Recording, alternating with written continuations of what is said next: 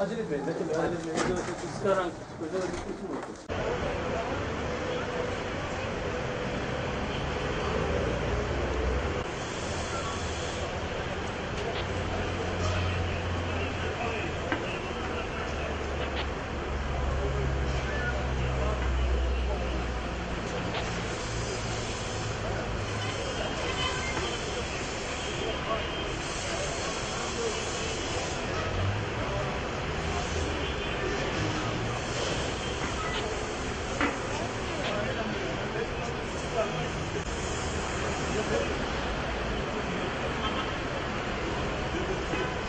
Devlet yaptırıyor bu takıntısı devlet.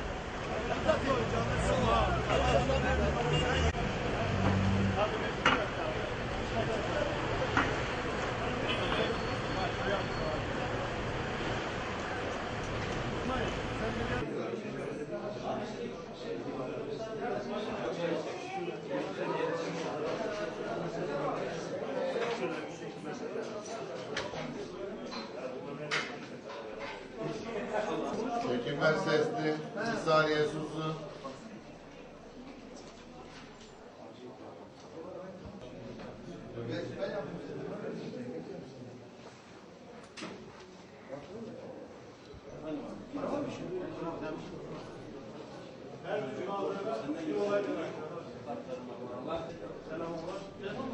Kaç tane televizyon var, hapishanelerde diyorlar, değerlendirsem.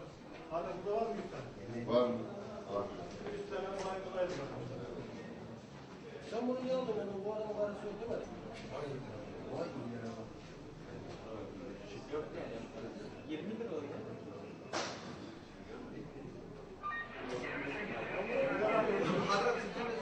Kadir abi niye sıkıldın? Niye ben sıktım mı döneyim? Hayırdır ya? Niye sıkıldın? Arkadaşlar biraz geç. Geç, sonra biraz geç. Ya bu acele etmeyin. Hallederiz ya.